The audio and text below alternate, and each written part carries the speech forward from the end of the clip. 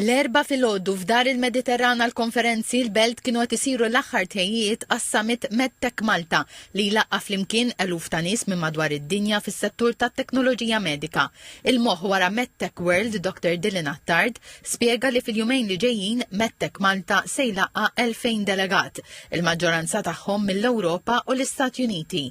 Fejn ħajkunu qed jesploraw il-potenzjal ta' Malta bħala bażi għalihom biex ikunu jistgħu jinvestu hawnhekk kemm fin-naħa ta' medical technologies, medtech, kif ukoll digital health, saħħa diġitali. Fejn dawn l-investituri dawn l-kumpaniji ħajkunu qed jaraw jekk Malta tkunx tista' tkun tajba bażi għalihom fl-Ewropa. Ħajkunu qed ikellmu sptarijiet lokali, ħajkunu qed ikellmu investituri lokali, kif ukoll jaraw il-potenzjal biex minn Malta jkunu jistgħu jispandu aktar kemm mill-Ewropa kif ukoll mill-kumplament tad-dinja. Dawn is-summits tal-MedTech World bdew 5 snin ilu fejn l-ewwel il-ħsieb kien li jsir wieħed biss fis-sena bilan li tingħata promozzjoni lil Malta bħala bażi fejn jiġu l-investituri, startups u professjonisti mill-qasam tas-saħħa u dawn jiltaqgħu ma' nies minn barra u jesploraw il-possibilità li jibdew startups flimkien.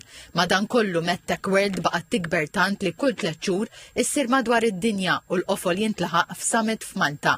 Dr. Dylan Attard qal li s-sena d-dieħla MedTech World se ssir f'Dubai, Florida, Hong Kong u l-aħħar waħda f'Malta. F'dawn il-jumejn li ġejjin fis-Summit MedTech Malta mistennija jattendu wkoll il-Prim Ministru Robert Abela u l-Kap tal-Oppożizzjoni Alex Borch fost iktar minn 300 kellim u espert fil-qasam.